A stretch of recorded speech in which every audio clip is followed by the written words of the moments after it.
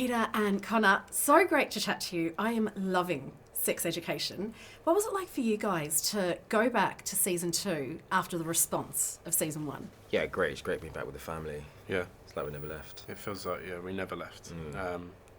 Weirdly so. I think that it's just nice to get back in and skip all the kind of formality that you have of starting a new job. Yeah. And we just kind of delved back in with the same crew, and that was really nice. That was probably the best part. I was talking to Asa and Shooty about it, and I said, what's it like? Because for me, thinking about, I know you're acting, right? I get that.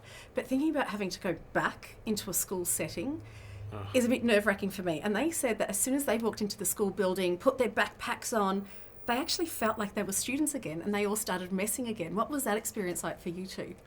It's weird, because for me, I don't feel that way, probably because Adam is the outsider, so I don't get that at all. I never really feel like I'm at school even when I'm there, because he is the outsider and he feels like it's not a place for him, which is what I've kind of felt like at school as well. So I don't really get the heebie-jeebies in the way that I can imagine they do, but I don't know. How do you feel?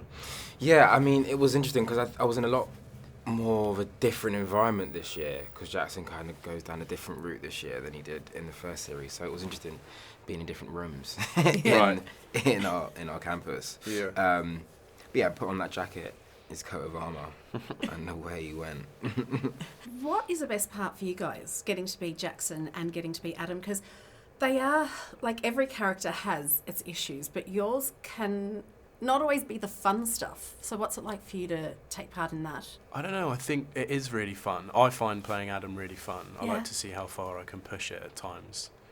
And it's almost like a Monty Python sketch or a Mr. Bean thing. But I would never have put him in that category. well, but I just think that, but then that makes all the nice, sensitive stuff even more fun. It just makes him a bit more of a complex character, because you're like, who is this guy? Yeah.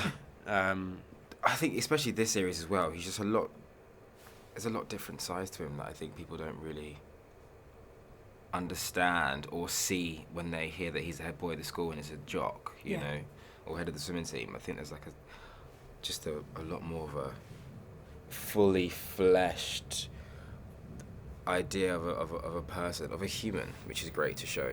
It's really interesting you say that, right? Because I was thinking when I was watching this, a lot of these shows, there's a lot of characters, it's an ensemble cast, but it's always about the lead character, and you're there as side characters to push the lead character's story along.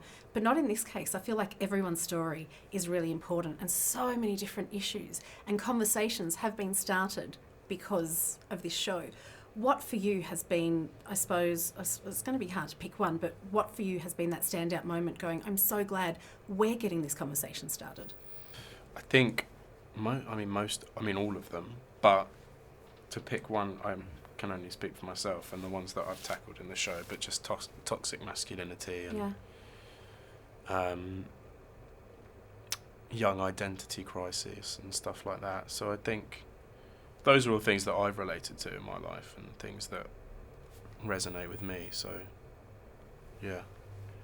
Yeah, I think it's hard to choose one because, like what you said, there's so many characters and there's so many conversations to start. So I'm going to go with Connor's one and cheat.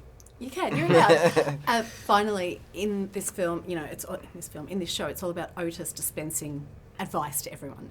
What's the best piece of advice that you've received or you'd give to your teen self? And this is something that I definitely struggle with even now.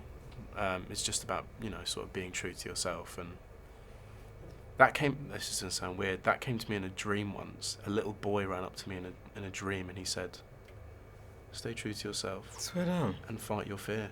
Whoa. And I've never forgotten that. And it's, something that even I'm not fully mastered at, but something I feel is good advice.